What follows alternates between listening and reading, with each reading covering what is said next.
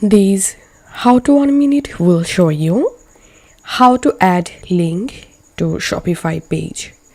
Log into your Shopify admin dashboard and come to this theme section and click on customize. And now, for example, I want to add a link to this text. So I'm gonna selecting this. So I'm clicking on this text, and here is the text. Clicking on insert link, and now all you have to do is just paste here the link.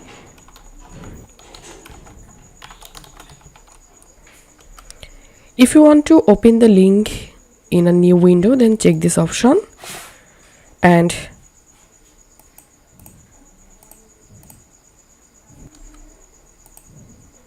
click on insert, and that's how we can do it.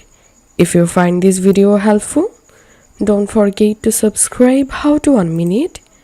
See you in the next video.